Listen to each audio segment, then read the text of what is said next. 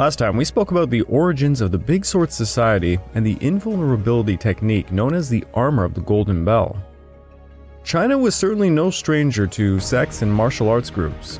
The Big Sword Society rose up to counteract the rebels and bandits that plagued parts of China like good old Shandong province. However, when Christian missionaries began to get involved in this mix, things got ugly pretty quick. Bandits would exploit the conversion to Christianity to protect themselves from justice. The Big Sword Society had been largely successful combating bandits, but when it came to matters involving the church, they were powerless. Finally, enough was enough, and now the Big Swords were tussling with the Christians, truly raising hell. Yet for now, the Big Swords averted fatalities and limited their attacks to just property. But what would happen if they turned up the heat? This episode is the Juye Incident and the Scramble for China.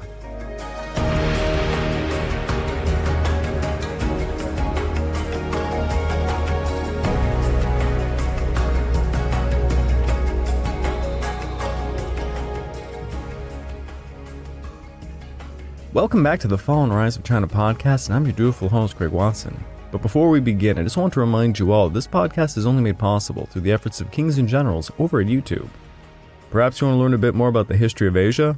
Kings and Generals is an assortment of episodes on the history of Asia and so much more, so go give them a look over at YouTube. So please, subscribe to Kings and Generals over at YouTube and continue to help us produce this content by checking out www.patreon.com/kingsandgenerals. And hey, don't forget about our sister podcast over at the Pacific War Week by Week podcast, written and narrated by me. And if after all that, you are still hungry for some more history, why don't you check out my personal channel, the Pacific War channel over at YouTube, where I have a full episode dedicated to the Boxer Rebellion, the event that we are soon to jump into. Also, just a reminder, I myself have a Patreon account, which can be found at www.patreon.com/thepacificwarchannel. This month's exclusive podcast over there is going to be on the responsibility of Emperor Hirohito during World War II. And I can tell you right now, he was responsible for a lot more than he let on. Check it out, it'll mean a lot to me. The story of Pang Sangji and the minor skirmish between the Big Sword Society and the church was quite minor. French Jesuits reported two main mission residences at Daitaodao and Hozhaijiang were attacked alongside Christian homes in over 16 villages. The church settled the losses with local Qing officials for only 2,000 strings of cash on June the 26th, before the final battle had occurred. The Germans in Shandong submitted their own report, which amounted to petty vandalism, 2 chapels in 17 villages, and the burning of 119 rooms in Shijiazhuo. For this, they received 12,020 strings of cash. There were no Christian casualties during the entire conflict, either Chinese or foreign. The Big Swords got rowdy, targeted the property of the Christians, but they made sure not to take any lives. If they had wanted to take lives, they easily could have, as they had demonstrated. The Qing authorities were far too busy with other ongoings. There was, of course, a large Muslim rebellion raging on in Gansu and Shaanxi provinces, seeing General Dong Fuxiang with numerous other forces going into the northwest. Thus, the trouble of the Big Swords was pretty small in comparison. But what if the Big Swords began killing Chinese Christians, or even some foreign missionaries? How would the church react? How would the foreign nations react? We talked a lot about French Catholic missionaries, some Protestant British and Americans, but another large group came from Germany. There were 3 missionaries working on behalf of the Societas Verbri Divini, the Society of the Divine Word. This was a Catholic society founded in Stede, Netherlands in 1875, which drew mostly German priests into its ranks. When Otto von Bismarck came into power, there was a conflict known as Die Kulturkampf. Basically, the church wanted clerical control over education and ecclesiastical appointment. Otto von Bismarck and other Enlightenment-minded leaders sought a separation of church and state, and this led to countless priests fleeing places like Germany. In 1882, the society began sending missionaries to Shandong province. 3 German missionaries working on behalf of the Society of the Divine Wind, George Stens, Richard Hanley, and Francis Xavier Nies, were at a missionary residence in Jiangxiangzhuang in Juye County. This was the mission station of Stens, and it was around 25 kilometers west of Jining. The two other men had come to just visit. Henley was quite discouraged because his work was going very slow, thus Stens urged him to take a break. The three men did their best to raise their spirits on the evening of November the 1st of 1897, the night of All Saints' Day. They sang songs from their childhood as Stens played his zither.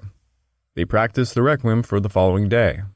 When they retired for the evening, Stens gave up his own room to his two guests, and he moved over to the servants' quarters. It was around 11 p.m. when suddenly shots rang out into the night. The courtyard was full of lit torches. A band of 20 to 30 armed men raced towards the missionary quarters. They charged the door to Sten's quarters, where it was unlocked as the priest had no reason to believe anything like an attack would occur. The mob grabbed Henley and Nies and they hacked them to death. Apparently, they realized neither were the local missionary, as the mob continued to ransack the building searching for Stens. They checked the church, the missionary quarters, and such, but they never checked the servants' quarters. The Christian villagers became aroused by the mob and they raised their own mob to combat them, driving the assailants out finally. It was not certain who committed the murders, but people generally assumed it was the work of the Big Sword Society. So, why the hell did any of this happen? 9 men were rounded up by Qing officials. These men were vagrants, the usual suspect types. 2 out of the 9 men would be executed for the crime, but no one really believed that they were guilty. Stens certainly did not believe them to be the assailants. Everything had been done in haste, with little to no actual investigation. The governor Yusen claimed that it was the work of a band of robbers. But there was no evidence of robbery, except for a few pieces of clothing being stolen from Sten's room. Regardless, if it was a simple case of robbery, they would certainly have not resorted to murder, especially against foreign missionaries. It seems certain, particularly to Stens, that this was a deliberate attack on German missionaries. Why might Stens believe so? He had good reason to believe the residents of Juye would wish harm upon him and his colleagues. Local villagers told Stens that Henley's failed work in the southern town of Yuncheng was the actual target of the attack. Henley had been interfering in lawsuits and he made quite a few enemies. He apparently was a very difficult man to get along with, so much so, even his own Christian congregations had revolted against him. However, despite Henley's reputation, it's more than likely that Stens was the actual target of the attack. He was the resident missionary, and the mob literally targeted his room. According to Stens, he had heard them screaming his name as they searched for him. Stens was not very popular. He was a particularly militant member of the Society of Divine Word. In his autobiography, the very first line reads this: "On September the 29th of 1893, I received at Stuhl the mission cross which was to be at once weapon and banner in my fight for the kingdom of God." He was also quite a racist, and I do not mean by today's standards. I mean by back then standards. When he first arrived to China, in Shanghai, he wrote a description of the people, and it is as follows: "An entirely new world now opened before us. Crowds of slit-eyed Chinese swarmed about the harbor, prominent merchants in their rustling silks and poor coolies in ragged clothes that did not hide their filthy bodies. Confidence was not our first impression on reaching the gate of the Celestial Empire. Cunning, pride, and scorn flashed from the eyes that met our inquiring looks." Other passages would go on to talk about how lazy and procrastinating the Chinese or just the Qing officials in general were, and that the food was unpalatable. He was mortified when forced to, quote, "use 2 short pieces of sticks to eat." It's easy to say Stens had a rough time adapting to life in China. His experience as a missionary in China was that of suffering and homesickness. He was trained prior to coming to China, but the training was designed to steel himself into a martyr. Indeed, he alongside countless other missionaries were taught their deaths in the service of God were a sign of grace. Father Xavier, while in China, had written back home, "More than once I have prayed to God for the grace of martyrdom, but most likely it will not be granted to me. My blood is not deemed red enough by God, and is still mingled with the dust of this earth." Now, the oral history of the event, passed down by local villagers, had Stens and the other missionaries interfering in lawsuits. In the case of Stens, he was also accused of raping 10 local women and participating in Christian theft. Though these claims could very easily be false, it at least tells us what the locals thought of such a man. Stens also gave his own oral account of the entire incident. In Stens' own account, he talks about how a few members of the White Lotus sect enrolled in his church from the village of Jiao. He refused the admission of the headman from the village because he was accused of stealing and killing an ox from a neighboring village. This refusal led to a lot of villagers becoming quite upset. Stens' recent converts were from some of the wealthiest families in that village, and they began refusing to make normal contributions to village festivals, such as paying for food at feasts. This led the other villagers to try and force the Christians to pay, and the Christians went to local Qing authorities to complain. Stens became convinced it was all the work of the headman. He refused, and he believed that the man had joined the Big Sword Society to lead an attack upon his mission. Given the previous instances of conflict between the church and the Big Swords, such an explanation had merit. Perhaps the villagers sought revenge on the missionaries and they went to the Big Swords for help. Or perhaps they simply pretended to be members of the Big Swords. Regardless, it seems clear bandits were amongst their ranks. A story often told of this incident includes a former bandit named Liu Duren, who apparently was seeking revenge against the Juye magistrate who had arrested and tortured his wife or daughter. To attack a missionary could bring about the end to a magistrate's career.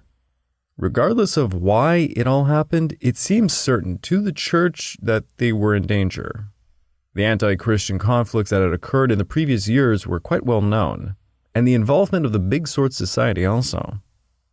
All of this was seen as a godsend to the missionaries and the new German government. In 1897, Germany was an infant nation looking to flex her muscles on the world stage. Her economy was the largest in continental Europe. She was emerging as Britain's rival in the world of trade. Germany's new position in China reflected her competition with Britain, and she was becoming quite a force to be reckoned with. In 1890, the Deutsche Asiatische Bank became the first non-British foreign bank in China. However, while German trade was thriving, her military capacity to expand her foreign markets was a bit lackluster.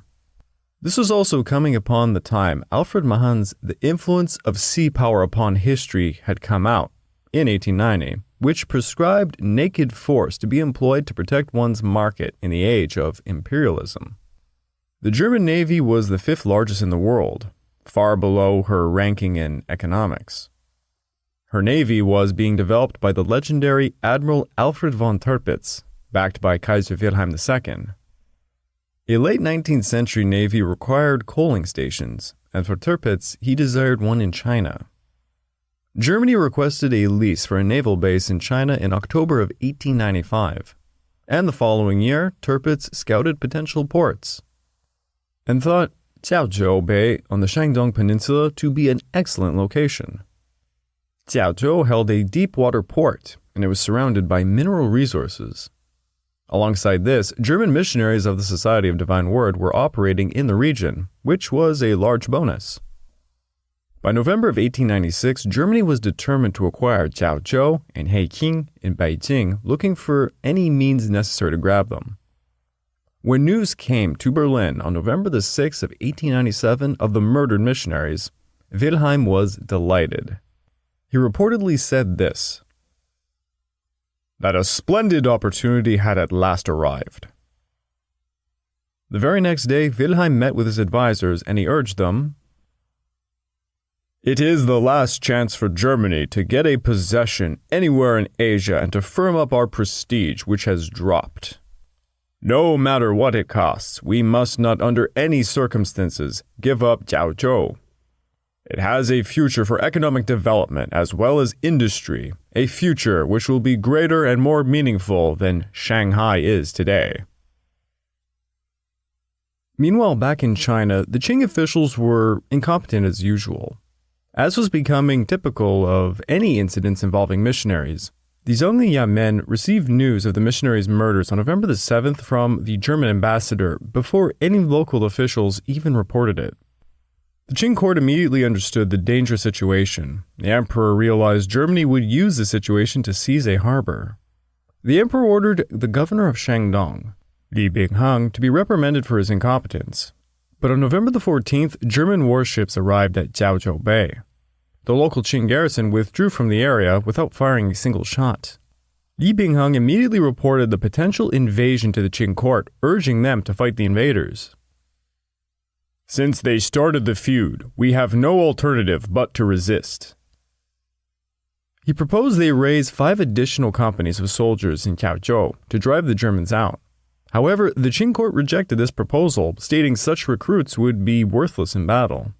The Qing court responded with this to Li. Although the enemy has certainly acted arbitrarily, the court will definitely not mobilize its troops. The foreigners' actions rely entirely on power. If our power cannot assure victory, we will absorb a great loss. They were not wrong in this regard. Do remember, they literally just lost a war against Japan. The Qing Navy was shattered. The imperial treasury was on the verge of bankruptcy, already paying indemnities to Japan. How could China resist Germany at this time? One thing the Qing court understood was the balance of power theory. Europe was divided and all competing in China. When Japan claimed the Liaodong Peninsula, the triple intervention of Russia, France, and Germany had occurred. The Qing court expected Russia to yet again intervene against the Germans now. Hell, Russia had shown desires also for Jiao Jiao Bay. However, the Qing did not know Wilhelm had been talking to Tsar Nicholas, convincing him to take Port Arthur and Dalian, while Germany could seize Jiao Jiao. You have probably heard of the Great Scramble for Africa during the late 19th century. This involved multiple world powers literally scrambling to seize colonies in Africa. Well, this situation occurred also in China. You may have seen a famous painting by the artist H. Mayer, depicting China as a pie being carved up by the leaders of the great powers. There is a description of the painting which helps greatly for an audio podcast. En Chine, le gâteau des rois et des empereurs. Le petit journal supplément illustré. January the 16th of 1898. Artist H. Mayer. In this French rendering, Queen Victoria glares at the German Kaiser, while the Russian, French, and Japanese figures look pensively at China. The Kaiser stabs his knife into the German leased territory Jiao Jiao in Shandong, acquired in 1898, while the Russian Tsar puts his fists on Port Arthur, the Chinese port of Liaoshun, leased in 1897. The caption reads, China, the cake of kings and emperors. The Germans had been long seeking a port on the Chinese coast, and the Juye Incident was a perfect pretext to grab Jiao Jiao. On November the 6th, Kaiser Wilhelm sent a telegram to the Tsar stating, sending a German squadron to Jiao Jiao, as it is the only port available to operate from as a base against marauders. I am under obligation to the Catholic Party in Germany to show that their missions are really safe under my protection. For quite a while, the great powers had engaged in a sort of gunboat diplomacy with China to compel her government to bring persecutors of Christianity to justice. However, now Germany was taking things into her own hands to suppress anti-Christian activities on Chinese soil. This was a quite novel departure from what the great powers had been doing. Germany had been strong-arming China for quite some time now. Back in October of 1895, the German minister threatened China after some disturbances in Yaozhou. The Qing had failed to act effectively to protect some Christians, prompting the minister to say, "My government will have no alternative but to devise methods to protect them ourselves." This was the type of threat the Germans would continue to make, and after the Juye Incident, the Germans demanded a guarantee. However, the Qing, as much as they wanted to avoid conflict, could not guarantee anything. They replied areas like Jiao were unruly in nature and impossible to guarantee 100% protection. Thus, the minister now sent this message. Since China cannot guarantee that in the future such incidents will not occur, our warships are in Jiao Jiao and can help you handle the matter. The Qing responded with this. This concerns the internal affairs of China. You need not interfere in it. On December the 16th, Wilhelm made a speech and sent his brother in command of an additional squadron to China. Make it clear to every European there, to the German merchant, and, above all things, to the foreigner in whose country we are or with whom we have to deal, that the German Michael has sent his shield, decorated with the imperial eagle, firmly upon the ground. Whoever asks him for protection will always receive it. But if anyone should undertake to insult us in our rights to wish to harm us, then drive in with the mailed fist, and, as God wills, bind about your young brow the laurels, which no one in the entire German Empire will begrudge you. So yeah, the Kaiser meant business. The Germans pushed extremely hard upon the Qing, forcing them to do some pretty extraordinary things. The Qing agreed to construct new cathedrals in Jining and Kaizhou, where the missionaries were killed, and the funds would be coming from their pockets. They were forced to put inscriptions over the doors of the new cathedrals, reading, "Catholic Church constructed by Imperial Order."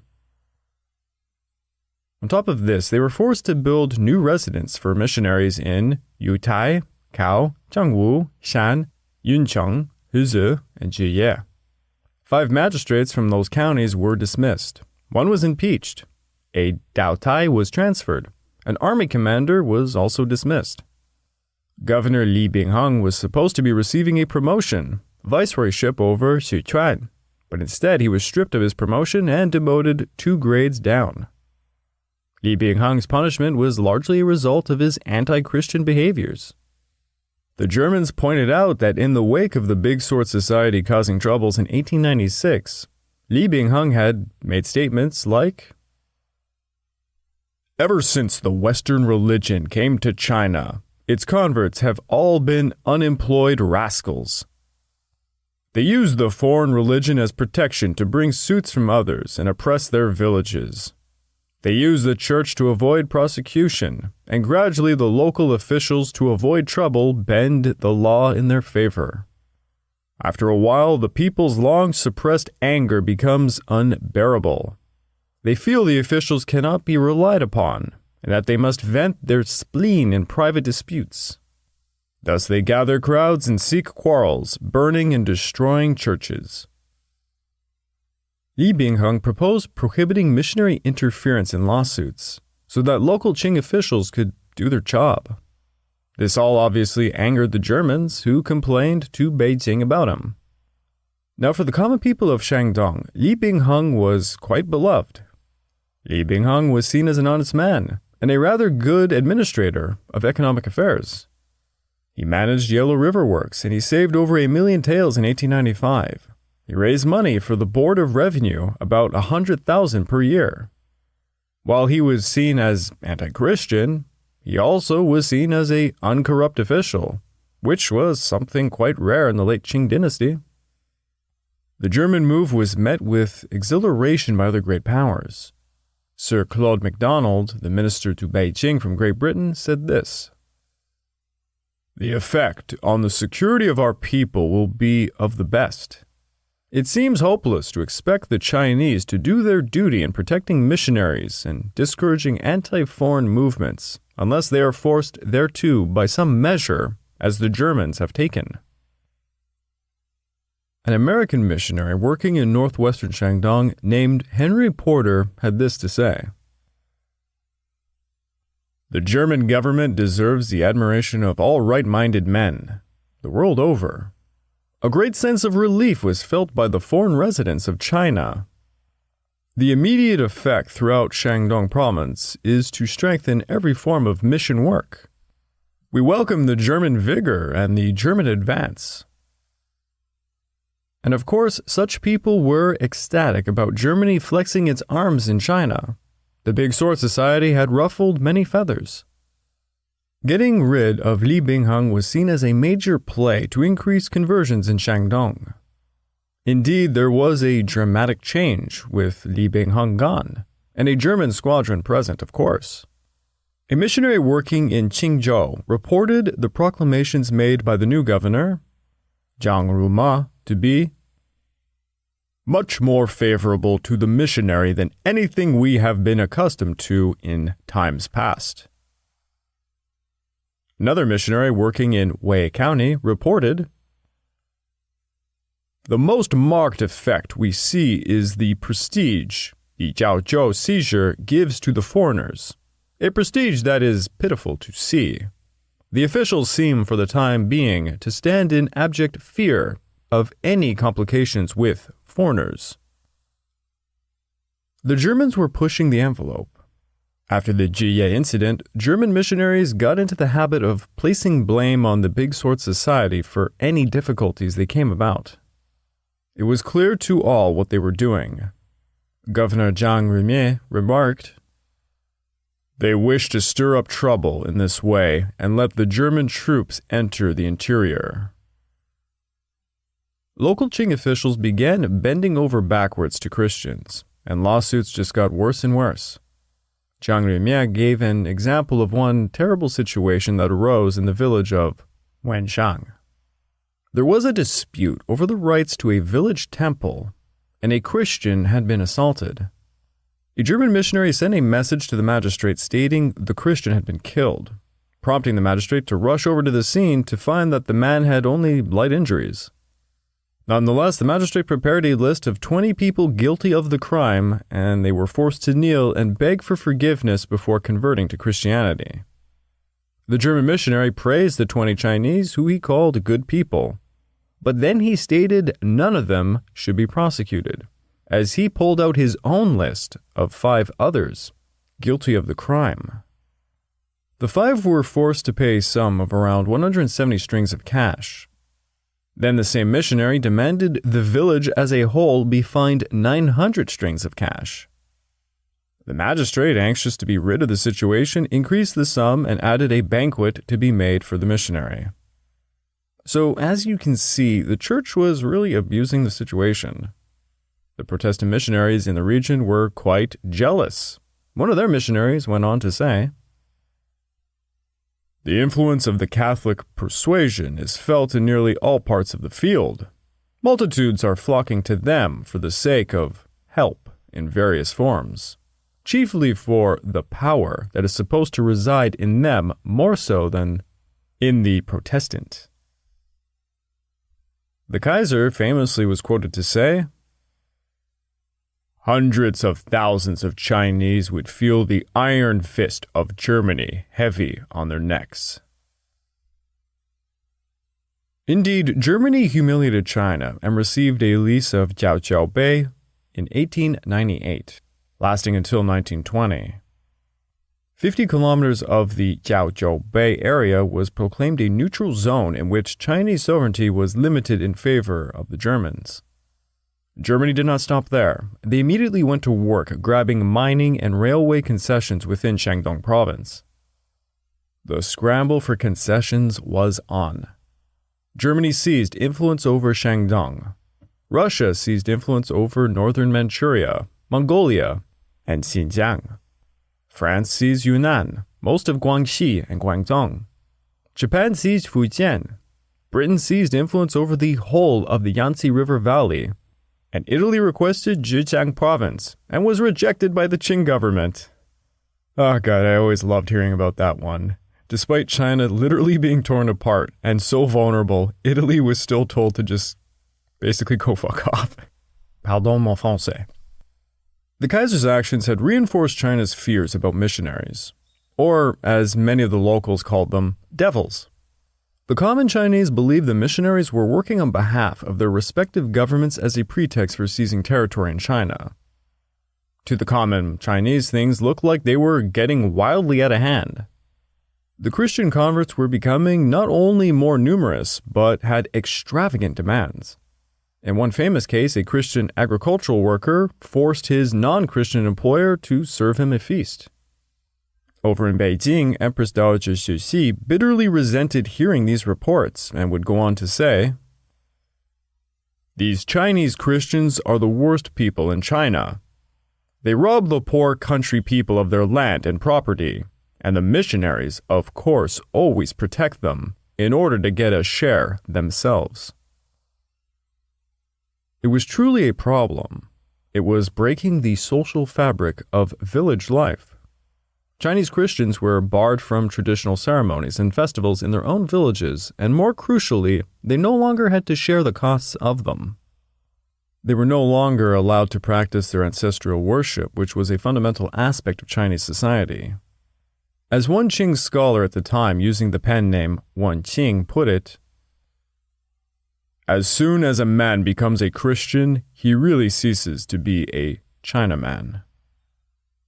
It was commonly believed many only converted because they were too poor to afford food, and were disparagingly referred to as rice Christians. Empress Dowager Cixi asked a foreign diplomat at one point, "Why don't these missionaries stay in their own country and be useful to their own people?" At the time she made this remark, there was over 700,000 Catholic converts ministered by over 850 nuns and priests, mostly from France. Another 85,000 Protestant Chinese were under the guidance of 2,800 missionaries, mostly from Britain and America. As Ron Burgundy once put it, "Boy, that escalated quickly." China was being carved up. Her social fabric was being torn apart. Foreign powers were bearing their boots down upon her.